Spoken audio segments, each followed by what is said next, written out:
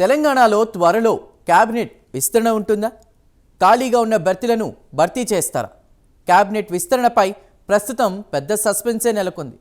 మొదట లోక్సభ ఎన్నికల తర్వాత ఖాళీగా ఉన్న 6 క్యాబినెట్ బెర్తులను భర్తీ చేస్తారని ప్రచారం జరిగింది. అయితే ఇప్పుడు లోక్సభ ఎన్నికలు అయిపోయాయి. ఇక ఫలితాలు రావడం ఒక్కటే మిగిలి ఉంది. అయితే ఇప్పుడు ఎన్నికల తర్వాత కూడా క్యాబినెట్ బెర్తుల చర్చ రావడం లేదు. దీంతో క్యాబినెట్ విస్తరణ మరింత ఆలస్యం అవుతుందా? ఇటువంటి సందేహాలు కూడా కలుగుతున్నాయి. మరి రేవంత్ ఏ నిర్ణయం తీసుకుంటారు?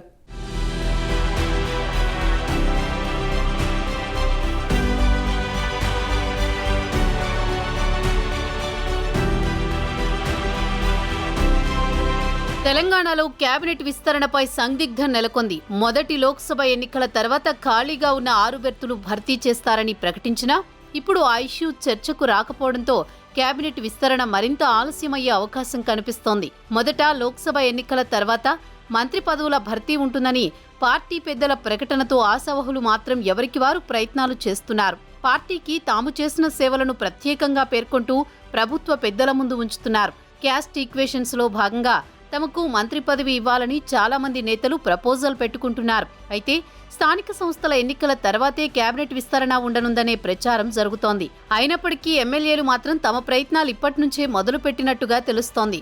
ప్రస్తుతం రాష్ట్రంలో సీఎంతో సహా 12 మంది మంత్రులు ఉన్నారు. మరో 6 బెర్తులు ఖాళీగా ఉన్నాయి.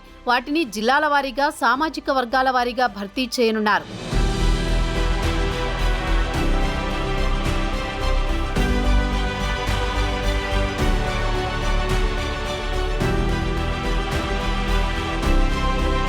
ప్రస్తుత కేబినెట్లో హైదరాబాద్, రంగారెడ్డి, ఆదిలాబాద్, నిజామాబాద్ జిల్లాలకు ప్రాతినిధ్యం లేదు.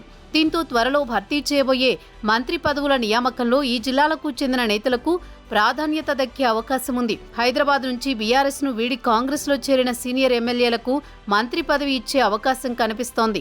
రంగారెడ్డి జిల్లా నుంచి రామ్మోహన్ రెడ్డి, మల్రెడ్డి రంగారెడ్డి పేర్లు ప్రధానంగా వినిపిస్తున్నాయి. నిజామాబాద్ జిల్లా నుంచి సుదర్శన్ రెడ్డి పేరు గట్టిగా వినిపిస్తోంది. అయితే రేవంత్ కేబినెట్లో ఇప్పటికే సీఎంతో కలిసి 7 ఓసీలు ఉండడంతో సీనియర్ నేతలైన రెడ్లకు అవకాశం ఉంటుందా అనే చర్చ జరుగుతోంది. కేబినెట్ సమావేశంలో విస్తరణపై సీఎం రేవంత్ రెడ్డి మంత్రులతో చర్చించిన అనంతరం మంత్రివర్గ విస్తరణ ఎప్పుడన్నది క్లారిటీ రానున్నట్లు తెలుస్తోంది.